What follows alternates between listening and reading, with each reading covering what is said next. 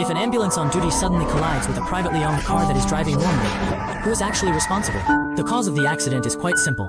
Ambulances can use an emergency lane switching button to quickly turn a red light at an intersection into a green light, preventing traffic jams from delaying patient treatment.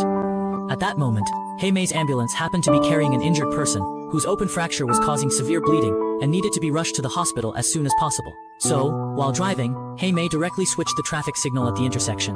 However, the female driver was on the phone while driving, and didn't notice that the cars around her had already stopped, nor did she notice the change in the traffic light. As a result, the accident happened suddenly and unexpectedly.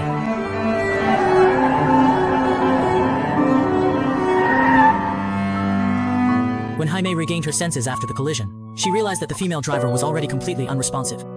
Heimei quickly turned around to grab the emergency equipment, while Chimi was still holding her neck, not sure what had happened. As soon as Chimi learned that Heimei had been in a car accident, she immediately contacted the team leader for support. Anxious, Heimei kept asking the woman about her condition, but there was no response at all, and the car door was locked and couldn't be opened.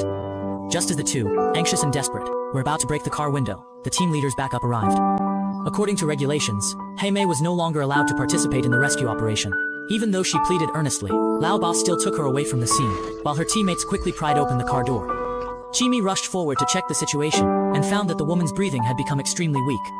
The rescue team quickly carried the woman out, and Chimi immediately noticed that she had multiple fractures all over her body and her organs had been damaged due to the pressure. She needed emergency treatment as soon as possible.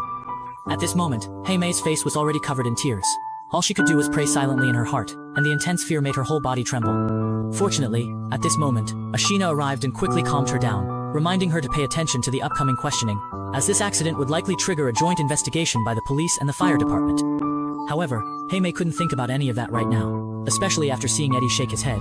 She instantly lost all her strength and broke down, sobbing uncontrollably. A young life was lost just like that, and the rescue team was left with deep regret. So never let yourself get distracted while driving, because you never know what might happen in the next second.